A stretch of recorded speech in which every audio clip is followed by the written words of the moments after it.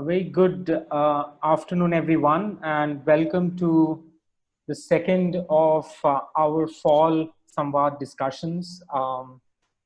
This is a part of a series that this semester we're doing, focusing on different facets of the challenges facing the Indian economy. As most of you know, we had a fascinating dialogue with Professor Maitreesh Ghatak just a couple of weeks ago. And today we have a very special and very distinguished guest amongst us. And just to kind of get the ball rolling, Samvad is a platform initiated by the Center for New Economics Studies at OP Jindal Global University for encouraging and providing a platform for students, young scholars, mostly like more of us, to get a chance to not only, I think, learn, interact, but also get an opportunity to engage with professors who've done substantive work in given fields,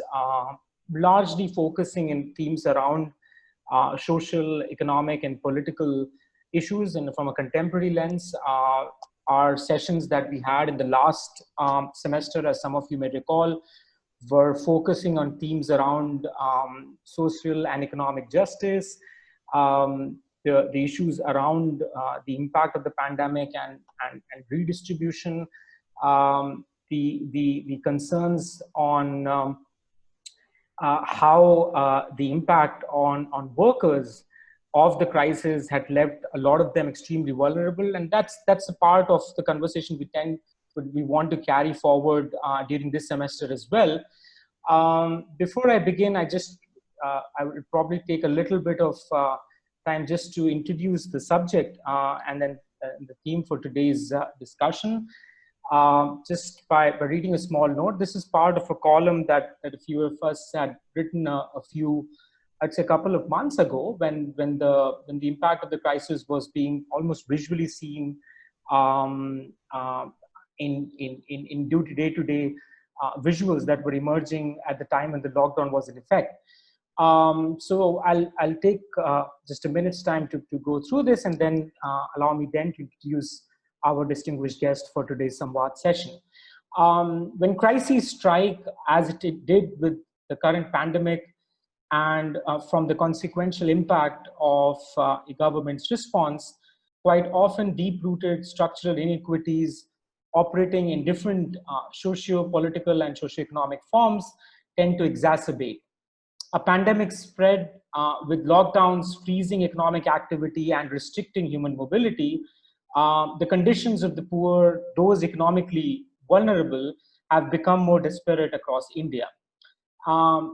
And most of the developing world, one would say.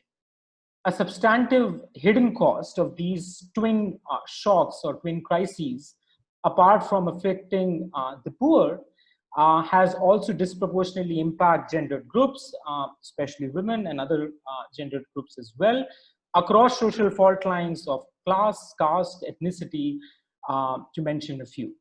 To understand how acutely one of those gendered groups, say women, have been affected by the twin shocks, a series of questions merit greater attention and a closer scrutiny. Firstly, it requires a need for us to understand the broader socioeconomic context of high gender inequality entrenched in a country like India, in which the current crises have hit us. The second point is that there is a need to interpret the extent to which the current crises are already redefining the nature and form of work and its future, making millions of women, even those who do have a job, to resort to work from home, largely within, I would say, the organized sector, and in many cases, normatively being expected to manage greater household responsibilities and quote-unquote care roles, particularly in social structures which operate with different cultures of patriarchy.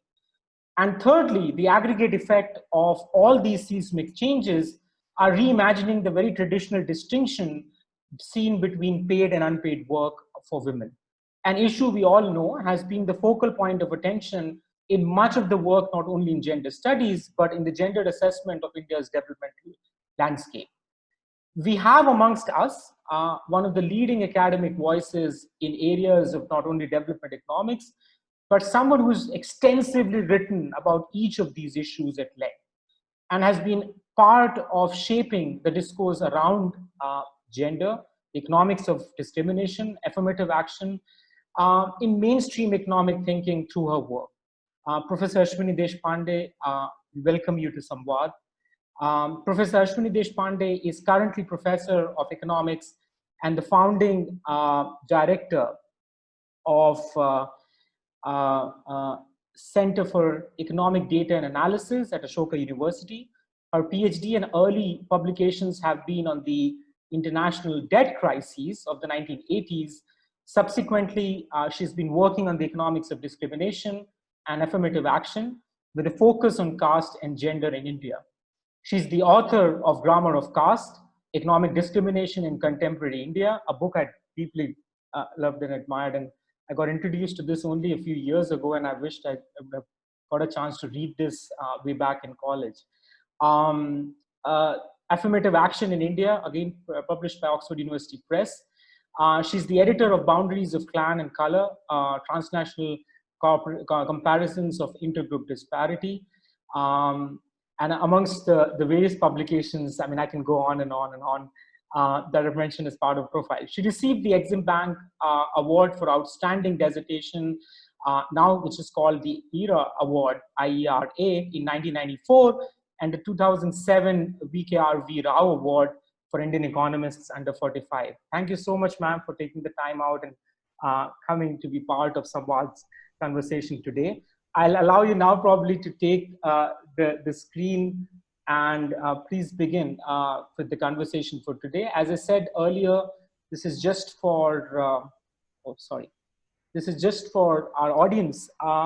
Today's format of our conversation is slightly different. Usually we do conversations which are responses of questions and answer. We'll be having Professor Deshpande speaking about the topic for the first 35 to 40 minutes, just to introduce to us listeners about the nature of the challenges facing not only women, but generally gendered groups and communities across Indian and South Asian context. And then we'll be beginning with the round of questions and responses right after. So ma'am, off to you, the floor is open. Thank you very much, Dipanshu, for inviting me, and thank you for the generous introduction. I will make a few points by sharing my slides, and whatever questions strike the audience, they can write it down in the chat maybe, and we can take the questions at the end. That would be easier. Let me begin by sharing my screen.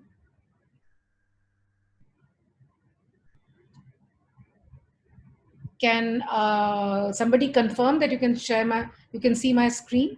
Yes, ma'am, we can. Okay. Yeah. So this is, as has been announced, this talk is mainly about the gendered impact of the post-lockdown, immediate post-lockdown situation. And we know this history. I don't have to repeat it, but just to point out, the lockdown that we had starting from the last week of March was amongst the most stringent in the world. The Oxford School of Public Policy has been creating an index looking at how many things shut down in different lockdowns. And 100 is the maximum value that the index can take. And India's lockdown was amongst the most stringent in the month of April. And what that meant was that barring essential services, everything was shut down. We know that, we remember that, right?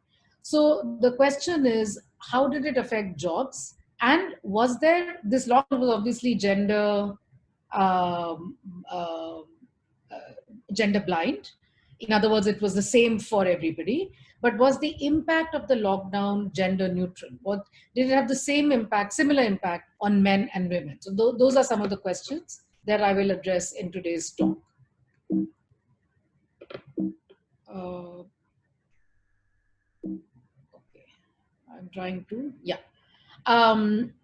Now, globally, the evidence that we have been seeing from the rest of the world is that in this recent pandemic-induced lockdown and recession of economic activity, women have been more vulnerable to losing their jobs compared to men. So what that means is that, I don't know why. Okay. Excuse me, please. I'm just trying to figure out why this is. Okay, this is the. What that means is that in absolute numbers, more women have already lost jobs compared to men, and more women are expected to lose jobs compared to men. So it's an absolute difference between men and women. So, for example, one of the early estimates that came out from the Citibank said that out of the 44 million workers in vulnerable sectors globally, 31 million women face potential job cuts compared to 13 million men. So these are absolute comparisons. What does the picture look like for India? And these are early estimates because the data that I'm using is from an organization called the Center for Monitoring Indian Economy. You might have seen their updates regularly in newspapers, etc. But the data that they release to the researchers for estimation is only available till April. So we only have data for the first month of the lockdown, which is what I'll be using, which is what I've used. And I'm going to try to not be technical, but to explain to you what those results show. So CMIE, this organization, has been collecting data on people's employment and unemployment from January 2016 to April 2020. Excuse me for the typo. And what they do is they interview households and members of the household 3 times per year. So it's a panel of households. So the same household or the same member gets interviewed 3 different times in the year, and then again in the next year and again in the next year. So it's a very high frequency data set. You can track how people's employment, unemployment situation is changing over time, looking at the same set of individuals. So it's a very useful data set. And it's also large. So they cover roughly 43,600 households per month. So it's a fairly large sample. Now, first, even before I come to the lockdown, basically I tried to look at the employment rate and the unemployment rate from the time that they started collecting data on labor, which is from January 2016. The reason that I did that is because supposing you find that in April 2020, employment went down and unemployment went up. Because we know that a lot of economic activity is seasonal, you might say the April 2020 decline in employment is probably just a reflection of a decline in employment in every April. Maybe it's a little bit more than previous years, but maybe every year something happens in April and employment goes down. So we want to check for that. We want to check how significant or how different does April of 2020 look relative to other months and certainly relative to other Aprils. So this is the series that is all the way from the beginning, from January of 2016 to April of 2020. You see the top 2 lines, which are the red line and the blue line. These are the employment rates. So the red is rural employment rate, the blue is urban employment rate, and the 2 lines below are unemployment rate. So there's urban unemployment rate in green and rural unemployment rate in yellow. So one thing that you notice is that, of course, there's monthly fluctuation. Every month, there are some ups and downs. We see that. Yet it's more or less flat, the line. There aren't drastic ups and downs since January of 2016. Okay. But coming from March to April, you see a sudden drop in employment and a sudden rise in unemployment. So this tells us that what we see in April is a result of the lockdown. It's not an slightly exaggerated form of an earlier pattern. Okay, so that's just to look at the the long-term view, basically. Okay, now we come to the question with which I started the presentation, which is who lost more? Did women lose more jobs like in the rest of the world, or did men lose more jobs? Now, in India, we have to remember the context, which is a little bit different from the international context. It's quite a bit different, actually, from the international context. And the context is the following, which is female labor force participation rates in India have been historically low, and they have been falling in the last 2 decades. Now, what this means and what are the implications of the fall and the low level, etc., is something that I've looked at in my other work, and today is not going to be the time to talk about it. However, let's just accept the figures as they are, which show us that female labor force participation rates and therefore employment rates have been historically low and falling. So there are already pre-existing inequalities in terms of the numbers of women who are employed and the numbers of men who are employed. So already many more men are employed than women. So when you look at, in that context, when you look at the absolute numbers of job losses, you see that in absolute terms, many more men lost jobs in the first month of the lockdown than women. And that's an important dimension to be remembered and to be noted. So in this sense, the Indian story is different from the international story. However, when we look at the relative impact on men and women, I'm trying to suggest that that's not a very revealing indicator of the relative impact. Why is that? Because very few women were employed relative to men earlier, before the pandemic. So when you think of the job losses, then in absolute numbers, it's not surprising that more men lost jobs relative to women. So a simple test that you could do in terms of checking the relative impact is the following. We can take the average employment of for 1 year before the lockdown. So start from March of 2019 and go up to March of 2020. So that's 1 year before the lockdown. Take the average number of women, average proportion of women employed and the average proportion of men employed, right? So that's sort of the base. And then in April, what we can see is, okay, how many people were employed in April relative to the pre-pandemic base? Okay, so it's a simple ratio. It's the number of individuals employed in April relative to the average number of people employed in the previous 1 year. And the graph that you see on the screen is showing you that ratio. Okay, supposing this ratio is 1, it means that there's no change. The employment in April is the same as the employment in the previous year. Okay, if this ratio is greater than 1, that means more absolute numbers of people were employed in April relative to the previous year.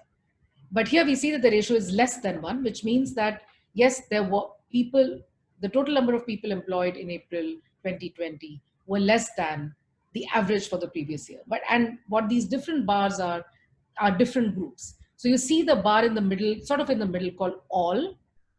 So this is what the ratio looks like for all of the sample. And here, this is roughly at 70%, which is confirmed by, which is what the CMIE figures show us, which is that employment in April 2020 was about 70% of the average employment of the previous year. So the drop in employment was about 30%, right? That's for all.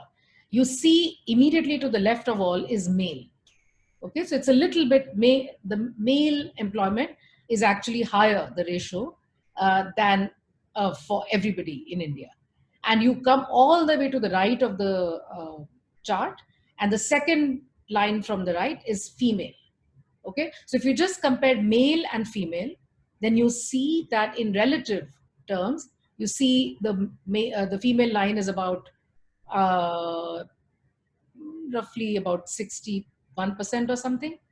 And so the average employment, the employment in April 2020 relative to the average in the previous year was lower for women than it was for men, right? So in relative terms, the impact was higher for women. In other words, more women lost jobs, not in absolute terms, but relative to their previous employment, uh, the unemployment was higher for women than for men. Okay, and then I've just for comparison, I've put some other groups here as well. This is rural upper caste, urban scheduled tribes, all scheduled tribes, etc. Just, this is not broken down by gender, but just to give a sense of the comparison. And you see the most favorable outcomes in terms of employment were for rural upper caste, and the least favorable employment outcomes for in the first month of the pandemic were for rural women. Right? So this is just telling you that the relative loss of employment, or the relative level of employment in 2020 relative to the previous year's average, was not the same for everybody. The ratio was not the same, because the ratio takes care of the numbers. It's a ratio compared to your previous year. Okay. Now, then I go, so that suggests that there is a gendered impact, right? So if you just look at the average absolute numbers, that's not enough. You need to probe a little bit more. After this, I went into some amount of estimation, and I understand from Dipanshu that everybody in the audience is not an economics student. Maybe you have not done econometrics. So I'm not going to bore you a lot with the technical details, but I just want to tell you what I've done in the paper, in my estimation.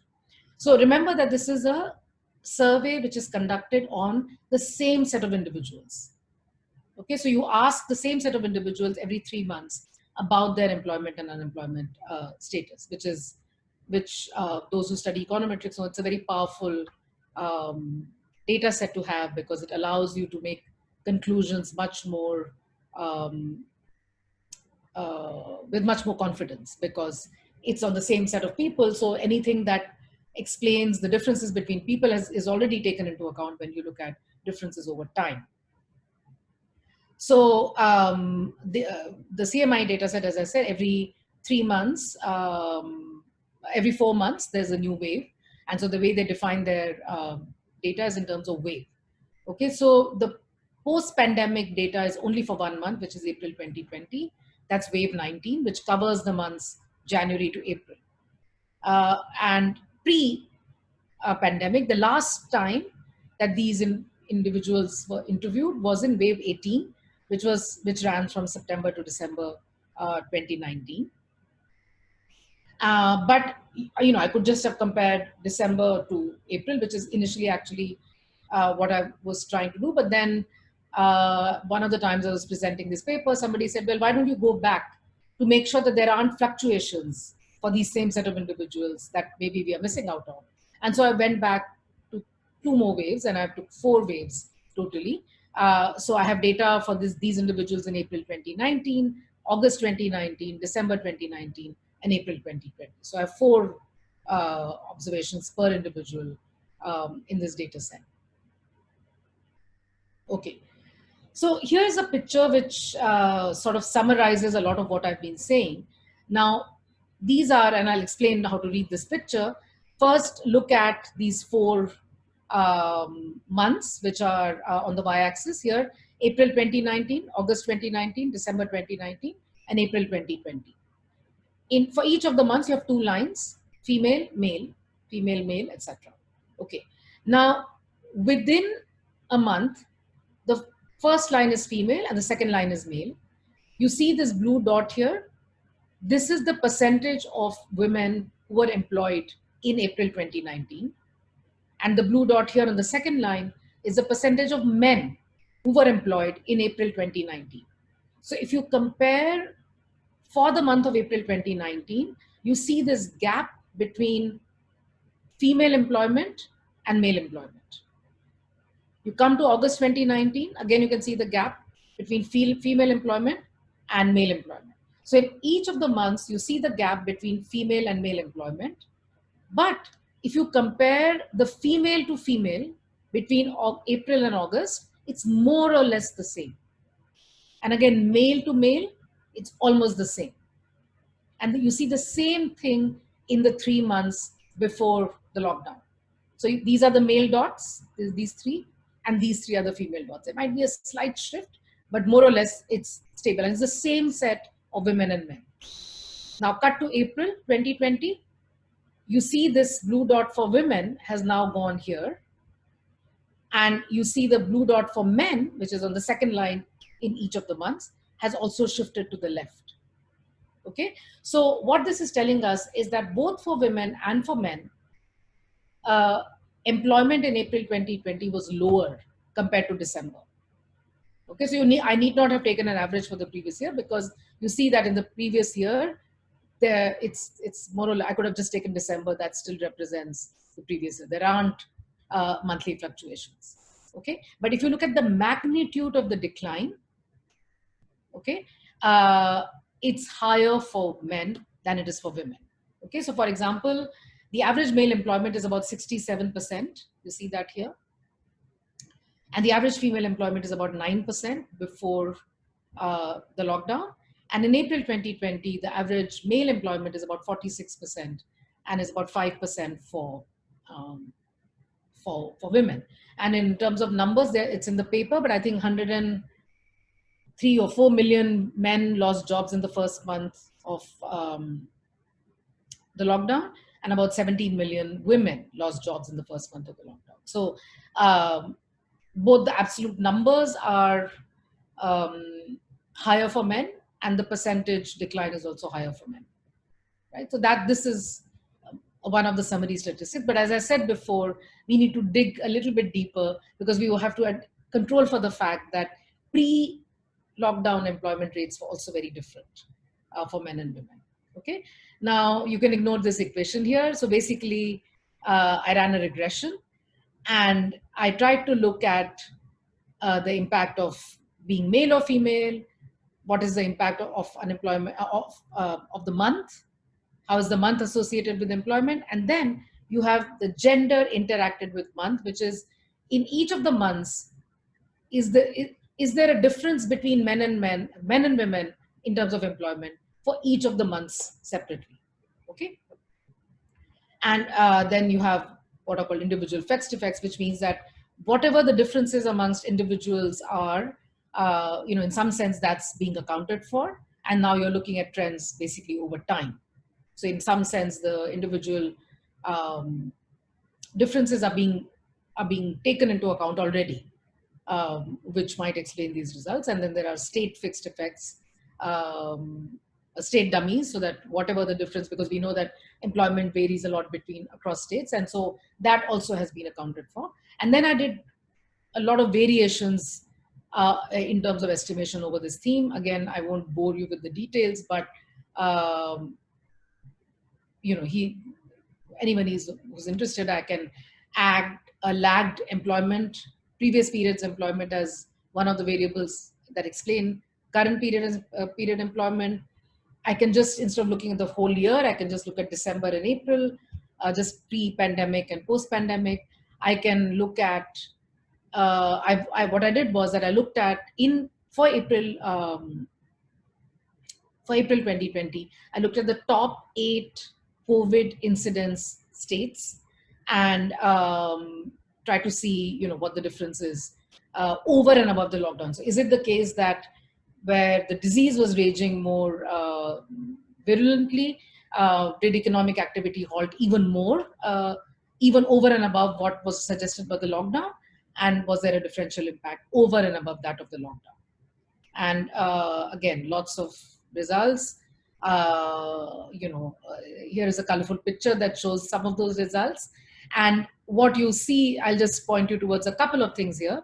One is this, if you can see my cursor, you can read of April 2020 interacted with male. This is telling you that in April 2020, and this is the zero line. So anything to the left of zero line means it's lowering employment. Anything to the right of the zero line means it's higher in terms of employment. And so in April 2020, in absolute terms, more men lost jobs in April 2020 relative to women, which is the result we've already seen before, but now it establishes that in a more rigorous fashion. But if you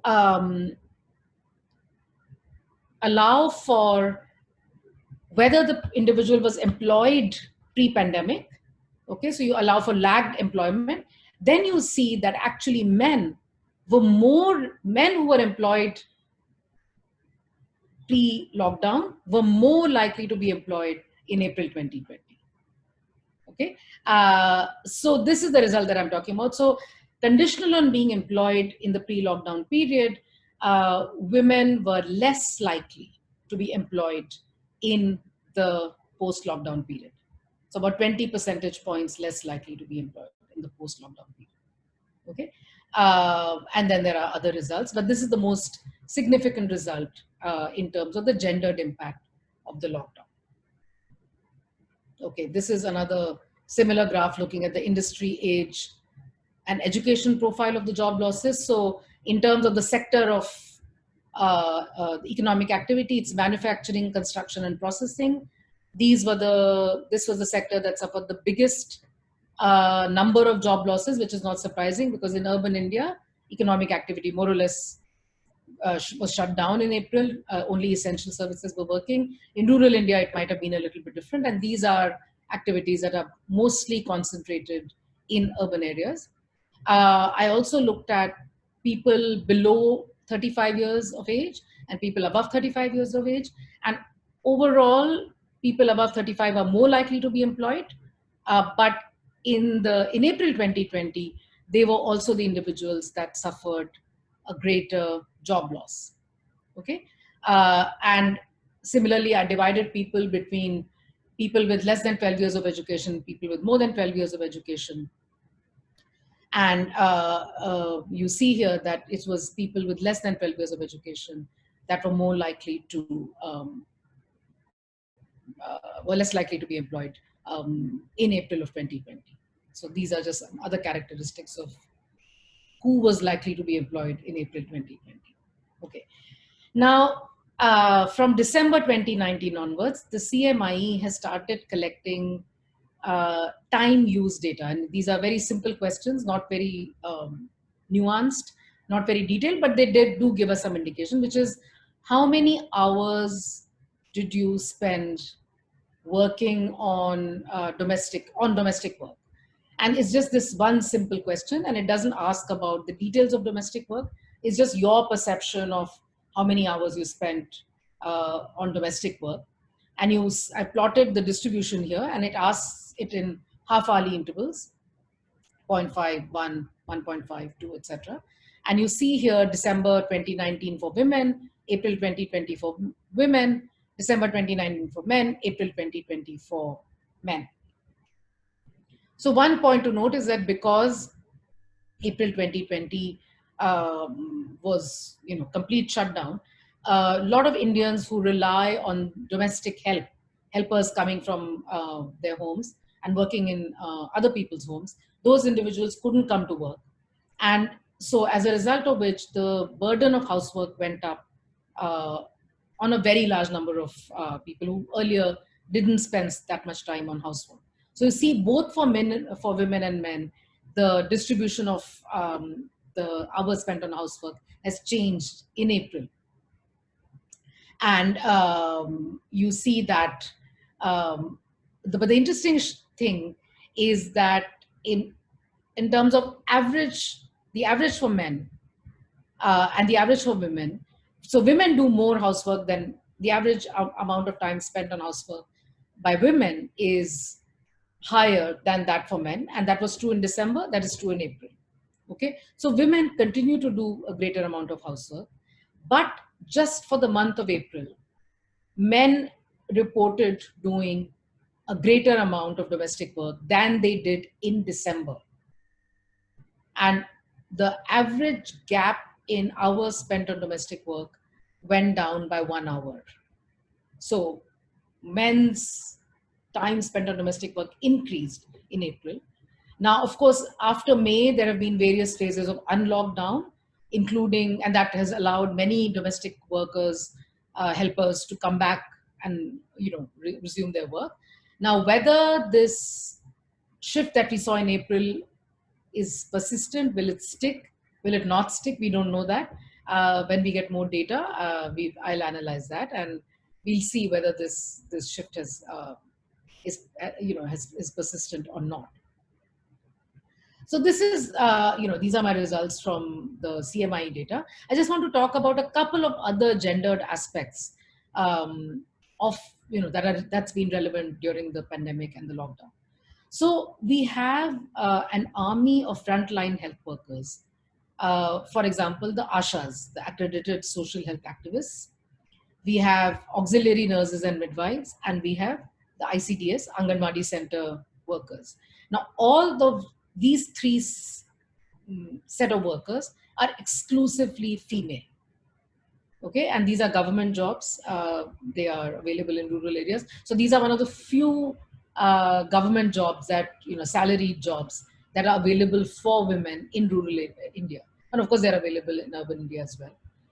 I've written here ASHA, but basically it's a trinity of the ASHA Didis, the Anganwadi Didis, and the ANMs. Now, ASHA workers, ever since they got created in 2005-06, they have been the backbone of the public health system in India, which is actually very poor.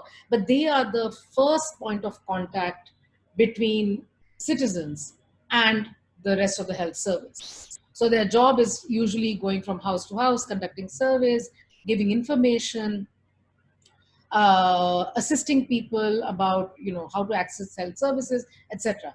And typically, whenever there's a disease, from dengue, chikungunya to anything else, the ASHA workers are always in the forefront of whatever the strategy is to combat the disease.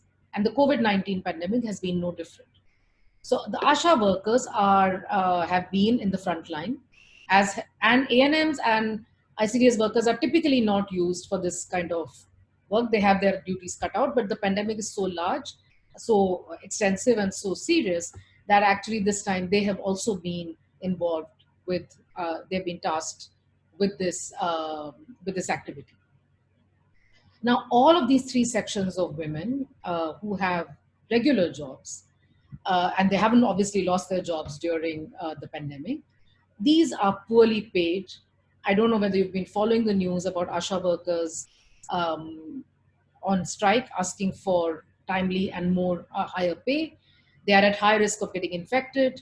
They have very little protective gear, very little PPE, and they have been ostracized because COVID-19 is stigmatized. These workers also bear some of that stigma. So they've also been at the receiving end of the stigma. There have been reports of ASHA workers having been attacked, their families having been attacked because they have been involved in the task of contact tracing, going from house to house, collecting information. Now the swab tests are going on. ASHA workers are involved in that as well. Right? So while these workers have not lost their jobs, in fact, their jobs have become much more precious today, but these are extremely risky jobs, and B, for a group of workers that is doing one of the most important jobs that is needed to combat the pandemic, they are paid, their work conditions are extremely poor, right? So that's also, and that's a gendered phenomenon because these workers are women. I also try to look at the micro, small, and medium enterprises registration data. And in fact, I did not expect to find anywhere an increase in registration, but I actually did find. So I was just looking at March to May of 2019, last year, and comparing it to March to May of 2020. Okay. So in most of the states, registrations for MSMEs went down this year compared to the same period last year, which is not surprising. Again, that reflects the effect of the lockdown. But in these states where the registrations went down, the proportionate decline in the registrations was higher for women-owned enterprises than it was for male-owned enterprises. And in the few states where the registrations went up, the increase was lower for women-owned enterprises than it was for male-owned enterprises. So this is about self-employment. So overall, what the picture we see is that the livelihood situation for women was already bad before the pandemic, it's been made worse through the lockdown. And the choice seems to be either if those women who have continued to have jobs. I'm not saying that everybody's an ASHA worker, but the women who certainly have not lost their jobs have been the frontline health workers. And so it seems to be, and that's a guarantee to keep your job, but it seems to be now a choice between, um, risky jobs or unemployment.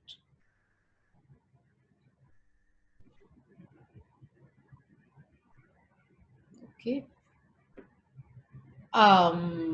Then of course there have been elements of domestic violence and etc., which I'll take in the Q&A if there are questions. But for this presentation, basically I would like to now conclude by saying that the Indian economy has actually suffered more than most economies in the world, because we imposed a lockdown when the disease was actually not so widespread. And now that the economy is unlocking, the disease is actually very widespread. Because of the sudden and very pervasive lockdown, a lot of the workforce, which consisted of circular migrants, has now gone back to their villages. And either they are not coming back, or they want to come back, but there are issues about travel, or there's uncertainty about how long they can keep their jobs, and so on and so forth. And so in some sense, it's the worst of both worlds that India is seen. And so that's the context. Oh, I don't know why.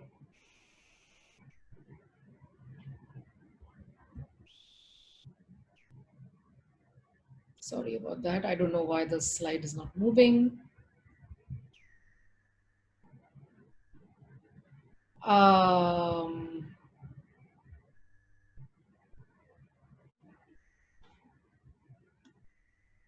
Yeah. Okay, I have no idea why the slide is not moving, but from what I can remember, what you could do, ma'am, is that you could stop sharing the screen and just look at the. Yeah, I don't know why it's not. I'm clicking on it, but it's not moving. So let me stop sharing, look at my slides, and just speak without the slides. Yeah, okay. 1 second.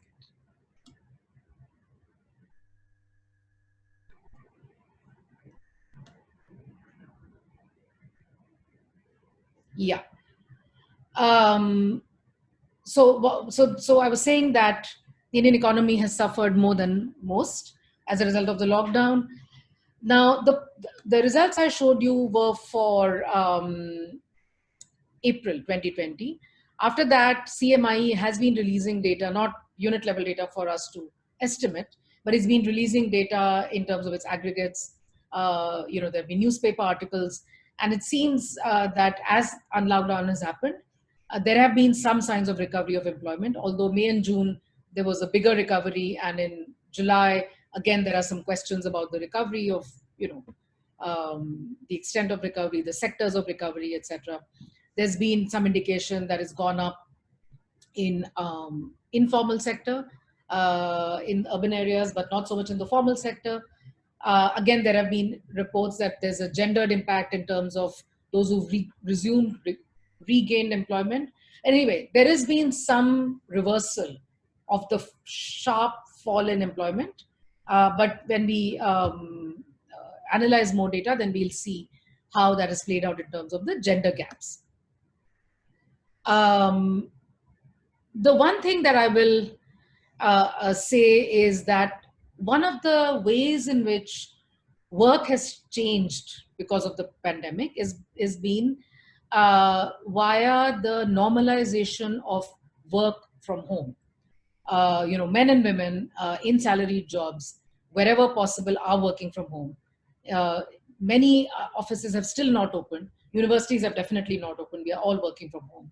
And the reason this is important is because earlier, before the COVID-19 pandemic, many women, because they felt that they had to discharge their domestic duties that they were primarily responsible for, would often ask their employers if they could work from home a couple of days a week at least, or they could take some flexible working arrangements. the fact that they asked for or preferred working from home was seen as a negative mark. It seemed like their attention is divided between their actual day job as well and their domestic duties, and it was often used by employers either to uh, put women in slightly less responsible or lower paying positions, or view them negatively, especially question their commitment towards work. Now that work from home has become normalized for everybody, hopefully the stigma that was attached earlier to work from home, which was transferred to women workers, will be eliminated. And if that was the reason for employers to either not hire women or to hire them in lower proportions, hopefully that will change. Okay, so that's one thing I want to say. The second thing I want to say is that in the past, in history, momentous events like world wars or the Great Depression or the Spanish flu pandemic, in the past, the Spanish influenza epidemic, etc. These have been triggered. These have been triggers for major changes in the way labor markets are arranged. So, for example, after the World War in Europe, there was a sudden increase in labor force participation rates. There's a study about the Spanish influenza epidemic in India in the 1918, and that study finds that districts that had a high incidence of the disease was also the one that saw an increase in female labor force participation rates, because many of the earning men basically died and women had no choice but to enter paid employment, right? So it's possible that there are shifts after the pandemic is over in terms of the the way labor markets are arranged. More importantly, what I would like to argue is that in addition to the shifts that would normally occur, when governments are reorienting their policy frameworks, then this would be, since we are doing a lot of reorientation anyway, this would be a good time for us to recognize the constraints that produced gender gaps in employment rates in the first place. What were the reasons that there were so many gender gaps in different sectors, and can we reorient policy now towards establishing greater gender equality in the labor force? So now is a time when the public opinion is sort of ready to accept changes, because we all realize that life can't go back to being the way it was pre-pandemic. And so as we are mentally prepared to make changes, and we already have made several changes to our lifestyles, so if the government were to take the initiative and introduce some specific measures to implement gender equality, that would be very welcome. But of course, the first step in that is that we need more data, and we need more careful analysis of what is it that was precisely preventing gender equality in the past, and what have been the patterns that are perpetuating, what are the reasons that are perpetuating gender inequality in the present.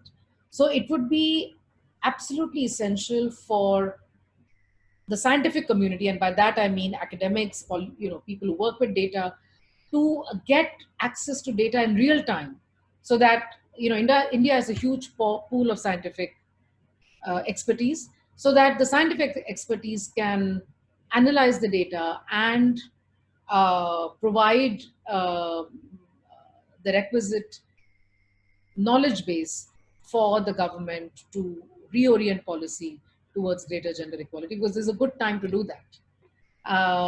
So let me stop here now, and we can take questions now.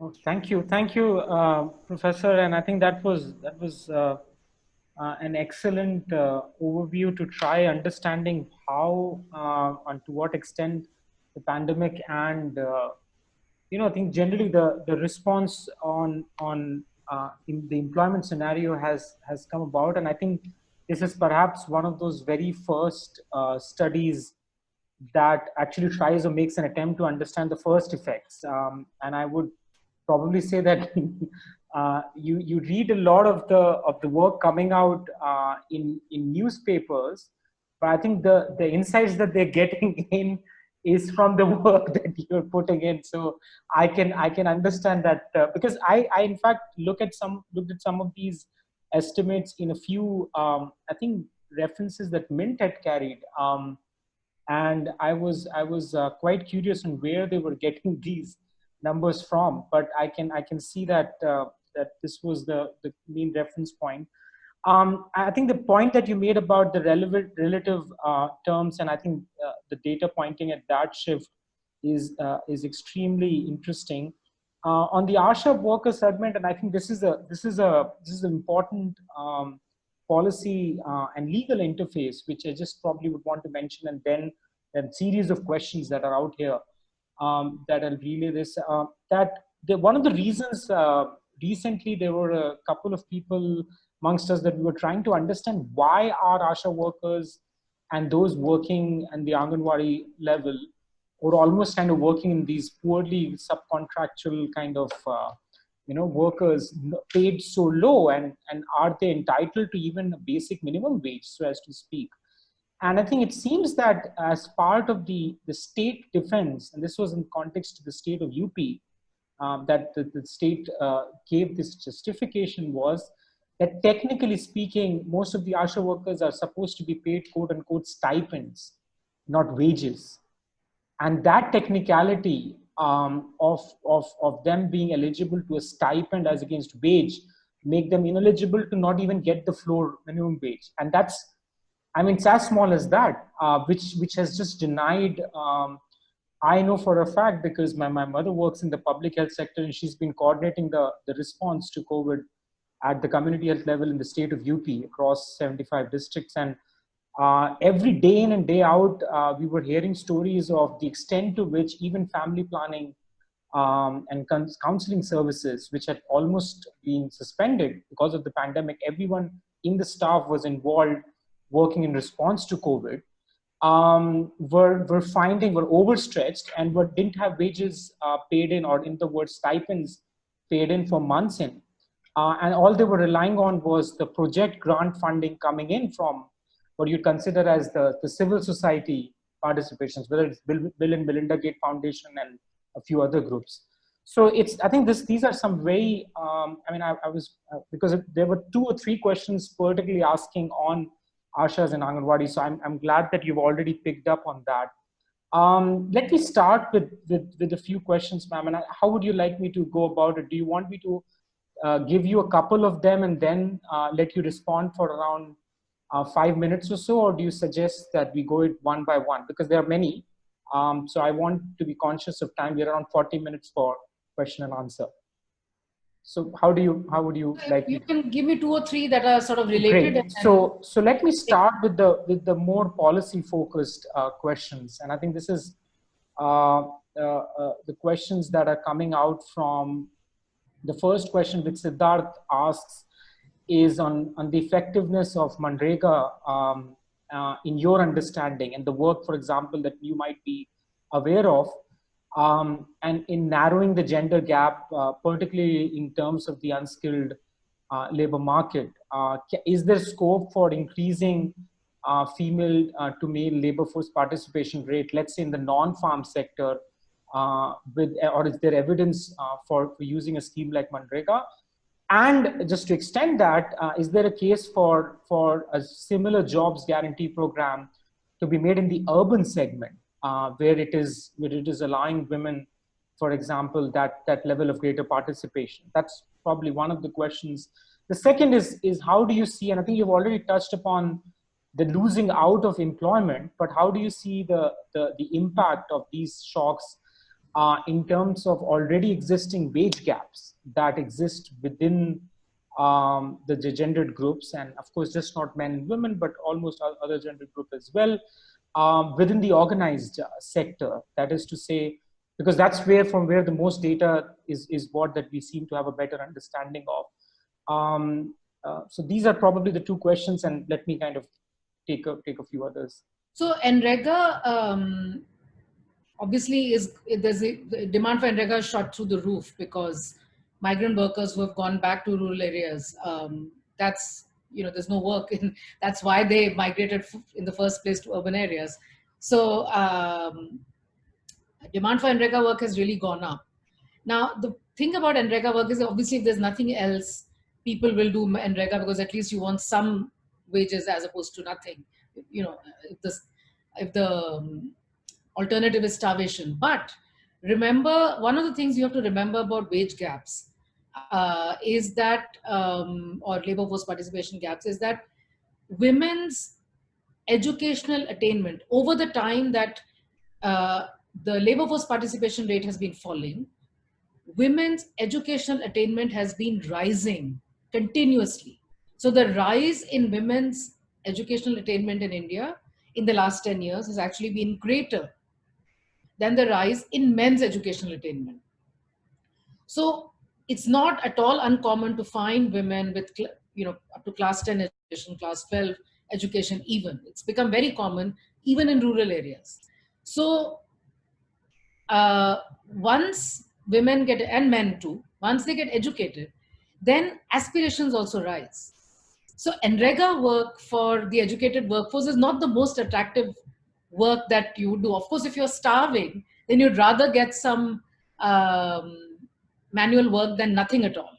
But if you have been used to working, say, inside a factory or inside a call center in the city, then going back to the village and breaking stones on, working 24 hours, 12 hours outdoors under very harsh conditions, that's not your ideal job that you would want to. I mean, again, the question is, what is the alternative? And so NREGA as a method, as a long-term solution to eliminating gender labor force participation rates gaps is not feasible. That's not going to happen. I mean, temporarily, if there's nothing else, people might take up NREGA, but they'll always look for better jobs. So what we have to see is, why is it that we still see gender gaps in other dimensions, other areas, other sectors? Okay, so there are reports of workers wanting to come back to cities. There are also reports of workers not wanting to come back, even though there is no work in the villages. Why? Because they have fear that as soon as they make the journey back to the cities, there might be another lockdown. And then again, they have to make the journey back to the rural areas. There's too much uncertainty. So I think what needs to be done is that the government needs to, because many of the employers themselves are small employers. So it's understandable that they can't keep paying a wage if their factory is shut, for example. So this is where the government needs to step in. Many economists have made the argument about demand side interventions, which means the government steps in and gives a minimum wage to workers, gives them access to ration, gives them a place to stay, so that even if there's a temporary lockdown, they can continue to stay in the urban areas where they were working earlier. And as soon as the lockdown lifts, they can go back to work. So on that front, do you think enough has been done? I mean, just a quick follow. Yeah. I don't think so. And so that's really, so NREGA is not a magic wand, NREGA can solve some problems, but NREGA is, remember, it's work at minimum wages, and it's manual work, it's work on infrastructure projects. So it's a very specific kind of work.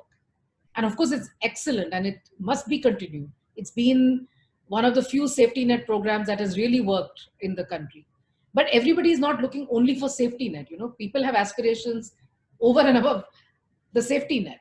Somebody who's a graduate, they want a job which rewards their education. So I think we need to keep that perspective also in mind. So that's interesting. You mentioned a little bit about education and educational attainment. I mean, the data points that I'm reasonably aware of, it seems that the demographic change in terms of, not demographic, but perhaps in terms of educational attainment of quality of education, primary, secondary, tertiary, it seems the data around tertiary seems extremely skewed in favor of more kind of men and boys kind of having. Do you think that has been a factor which has affected the employability of women in the organized labor force, or at least in the pre-pandemic context? Or do you think that there are other factors, apart from sociological factors? I mean, the thing is that again, we'll have to have another long conversation about this. So when you think of the low level, a lot of it is also measurement. But when you see the decline is driven by rural women. urban women, the rates have always been low, but they have not declined. The decline in female labor force participation rates in India is entirely due to rural women, right? And so what has changed in rural areas? I think the nature of the availability of work has changed. And the thing is that if you didn't work for the majority time of the year, or if there is no month in which you worked, if there's no time period of 30 days where you work continuously, you're not counted as a worker. And the ability to work continuously, supposing you work at a construction site for 15 days and then you don't work, then you again work another month for 15 days, right? So you've actually worked 30 days, but not together. So you are not counted as a worker by the usual status. So what has happened in rural areas, I think, is that non-farm employment has been very hard to get. Okay, so the opportunities for women in terms of non-farm employment are very low. A lot of the men have migrated to the city, so the women are taking care of family farms, right? And so they don't declare themselves as workers because they think it's part of their housework. You know, it's just that they take care of the kids and then they go and work in the family farms. So I don't think women workers have gone down. It's the way in which it's counted. It's really the nature of the rural economy has changed. And so it's not about I personally don't think it's about employability. We need to do more work. But when we talk about the decline, we have to always remember that it's a rural phenomenon. And a lot of the times I keep seeing these papers and discussions about the decline as if it's an urban phenomenon. No, it's not. I think because about sexual violence in the cities. If that was the reason, then why did rural labor force participation rates decline? And why did the urban rates not decline? Right? So of course, sexual violence is an issue in the cities, but it's not the urban labor force participation rates that decline. So I think we need to be a little more careful about talking so that's a long conversation. But yeah. No, and I think you're totally correct. Actually, domestic workers and so, I mean, we were doing a study right after, and I think what happened was most domestic workers interviewed suggested that they went to farm work during the months of the lockdown because they wanted to work and contribute. And interestingly, this is a point you have mentioned a lot in your work, that the quote-unquote family labor, the unpaid family labor segment of work, which disproportionately falls a lot on women, also increased, and that's something which went up considerably around the period of time. There's a question that's asked by Snehal, and this is a little bit with the point that Professor Amartya Sen had mentioned earlier on, kind of this false consciousness, adaptive preferences argument, that if a lot of women have had that working in the stigma of not being able to, work towards greater, more permanent employment opportunities, and have been kind of facing that subjugation around different social structures. How do you think an event like this, causes an impact on them? Do you see them, as you mentioned, that there is a possibility of an increase in female to male labor force participation rate, which is something that you see from previous crisis episodes, that maybe that would be the case? But do you think that those, the crisis may push them into work because of the fall in, let's say, household incomes, or better to have more bargaining power in terms of having the choice? Because that's a very interesting kind of behavioral aspect to understand as well, that the social psychology may be in a certain family of endowed wealth, that women don't need to probably have that level of work in terms of permanent work as such. But do you think that is going to change in any way? So there are many elements to your question. The first one is about women's willingness to work outside the home, right? Now, it's a big myth that there are social norms in India that either consciously prevent women from working, or that women have internalized them and don't want to work. Surveys that ask about women's willingness to work always show that women do want to work. The problem is that social norms are not about preventing women from working. Social norms are about insisting that domestic chores are primarily the woman's responsibility, and the unwillingness of the husband and other in-laws in the family to share that work. And so because the sharing of household work is so unequal, for women the question is, okay, I want to work outside, but I can only do it once I've taken care of all my other domestic responsibilities. And sometimes it's not possible, even if there is a job. But if I have to leave the house for 8 hours a day, I can't do it because I have all these responsibilities. So the real social norm that prevents women, that's, you know, work that I've done with Naila Kabir, we find that the real social norm that prevents women from, this is assuming jobs are available, but you know, that's another story. But supposing jobs are available, the real social norm that prevents women from accessing those jobs is the expectation that women are primarily responsible for domestic chores, which means that they either do it themselves, or if there's a helper, it's their job to get it done. No matter what, it's their responsibility. Either they do it or they outsource it to a helper. If the helper doesn't come, they have to do it. If the child falls sick, they have to make sure that they are there. If the in-laws fall sick, they have to make sure. So basically, it's their job, right? And a lot of the women say that we would like work either that we can do from home or very close to home, either full-time or part-time. So the demand for the unmet demand for work is extremely high. And that's something that people don't notice or comment on, because from the Western point of view, these women wearing saris and, you know, covering their heads, it all looks very conservative and, oh, you know, these oppressed women and this oppressive social system. And there are many oppressive parts about the Indian social system. I won't deny that at all. But I think that this is a real myth that no, I agree with you. But do you see that this is also a very rural phenomena, that the kind of challenges you're talking about, this is largely predominant? No, in urban spaces. That's why historically urban rates have always been lower than rural, because urban areas also have more nuclear families. So in rural areas, in fact, childcare is not such a big constraint because the family is extended.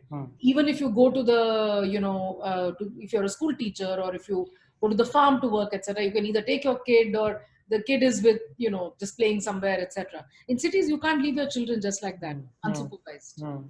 So in urban areas, actually, transportation and childcare are the two very important constraints which prevent women from working. So historically, urban female labor force participation rates have always been lower than rural.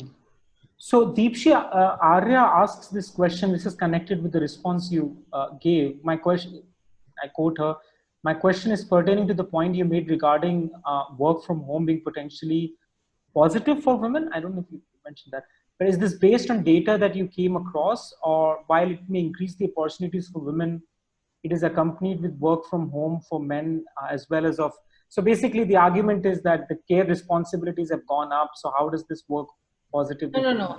That's not what I was, no. Yeah. That's not what I was saying. So work from home for women, if they have to work for their employment related work and they have to take care of the housework and kids and everything, that's the double burden. So that's not good. What I was saying was that earlier, pre-pandemic, because women had to take care of domestic responsibilities, often employed women would ask their employers if they could work from home 1 day a week or 2 days a week, just to be able to combine the housework responsibilities with the office work responsibilities. And that was always seen, not just in India, even abroad. Women asking for part-time work or work from home was seen as a signal that women are not fully committed to their jobs, or their mind is divided between a lot of other responsibilities, and it was stigmatizing in some ways. My point is that now that work from home, everybody is doing it, the stigma attached to work from home, it's not as though people work from home only because they're not committed to the office work. They work from home and work can be done from home. If this idea becomes normalized, post-pandemic also, when all this is over, supposing we internalize the idea from home that, okay, we didn't really suffer that much productivity loss when people work from home, so they can work from home. If that was to be the case, but of course there are many, many ifs in this story.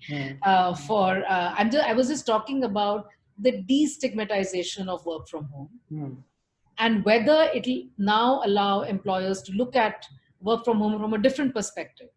That is not stigmatize women who ask for the ability to work from home, but just say, okay, people can work from home if that's what they want. So it's a very minor part of my larger argument. Yeah. So Aswath asks this, and this is connected with the data that you had projected. Relatively speaking, which you said that women have been, in terms of losing jobs, have been worse affected than men. Can you give examples of which sectors do you feel have been, areas where women have lost out on employment, or in other words, can be the target areas for intervention for increasing female to male labor force participation rate through, let's say, policy intervention? Right. So one is that more men lost jobs, by the way. So that I said right in the beginning, and we have to remember that. So if in absolute numbers, the question, no, relatively speaking. Relatively speaking, yeah. So those who were employed in December, conditional on being employed in December, more. So yeah, that's the thing. Now I showed you that in the first month, the biggest job losses came in the urban areas. So manufacturing, processing, construction, a lot of these, beauty salons, all of these, restaurant, hospitality. These are the areas where women, work. And so these are the areas that were shut down completely. Now, once all these open up again, we'll have to see the data. So this is an emerging situation. Right? I just showed you figures only from April.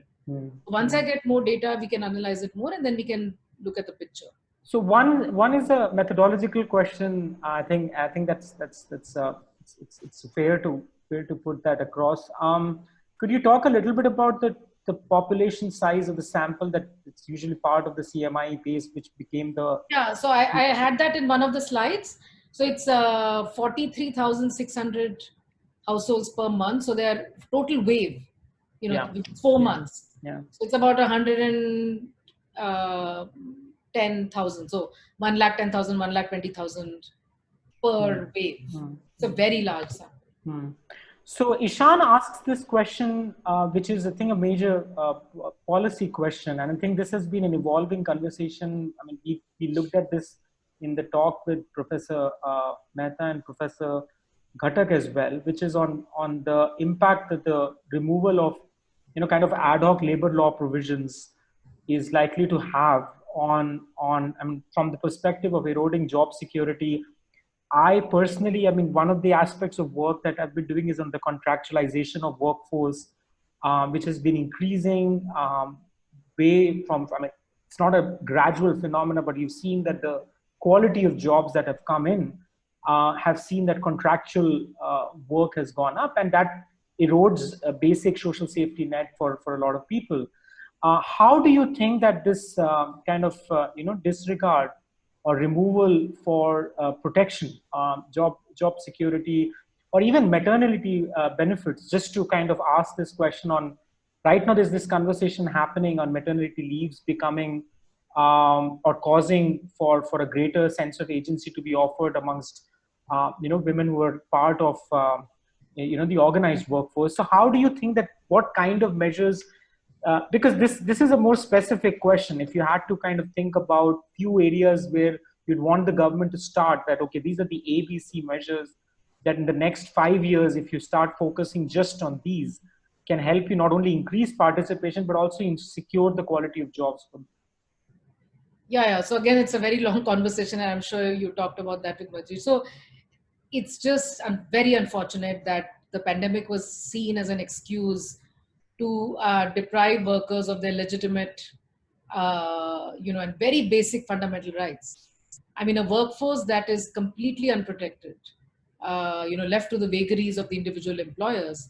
The 8-hour workday has been won after a bitter struggle by workers' movements all over the world. So it's a hard-won right. And then you abolish that and say, okay, now 10 hours is okay, 12 hours is okay. Why? Because you are saying, oh, the employers don't have enough workers, so let's just let them, but let them work the workers that they do have for longer periods of time. But an unhealthy workforce cannot be a productive workforce. So a workforce that is overused will wear down pretty soon. it is not going to be, you need people to be content and happy and have confidence in the government.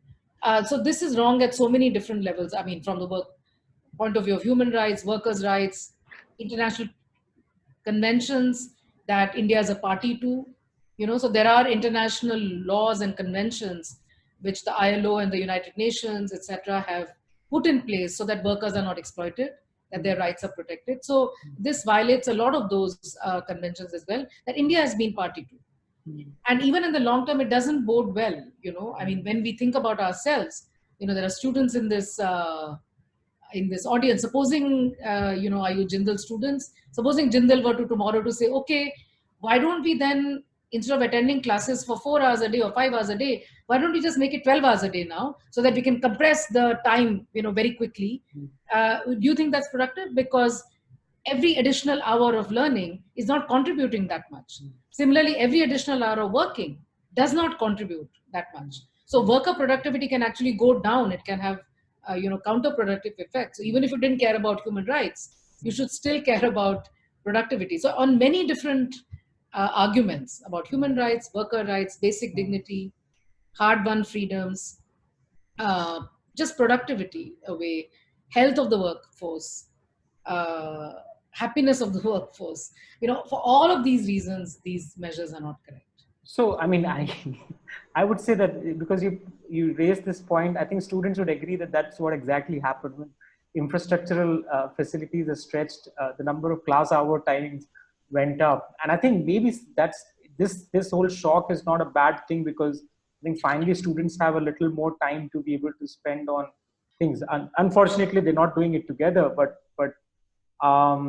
it's definitely this question of productivity and the suspension of I think the focus on labor laws generally has been focused more on employer centric nature of quote unquote reforms that were needed, and that's been part of the discourse which has really shaped a lot of conversation. So Sahil asks this question, which is I think a more of a technocratic executive challenge, which is on the question of eligibility to benefits and how women tend to lose out on this. Or in some cases, do you feel that even if there's a shooting up of demand of Manrega, there are people who may have, let's say, some as part of eligibility criteria as job that they can get out of Manrega, but they don't have accounts as part of Jandan, or vice versa. And I think this is a study which has, a lot of work has gone into this. I've seen that on even issues around land, mobile connections, things which were seen as factors giving more agency. How do you think this from an executive lens needs to be addressed and looked upon? So yeah, again, these are very large topics, and absolutely. So the point is that supposing somebody wanted to do a Manrega work, there is such an obsession with checking abuse, So put this restriction in place, put that restriction in place, Aadhaar card, Jan Dhan, etc., etc. This is not the time to be quibbling about that. People are in acute economic distress. And so, for example, the Odisha government found a very nice way, because even to access Jan Dhan accounts, women have to go to the bank, which is often not in the village. So how do you even get to the bank to get that measly 500 rupees that was promised by the government? So the Odisha government actually used the Gram Panchayat to literally disburse cash in the village. And they did it in a public manner so that nobody could be, accused. Nobody can accuse them of stealing some money here, there, etc. So it was as transparent as it would be had it been transferred to a bank account. Ration cards, where is your ration card? Where is your Aadhaar address, etc. People migrate, they're living in different cities, they're living in different places.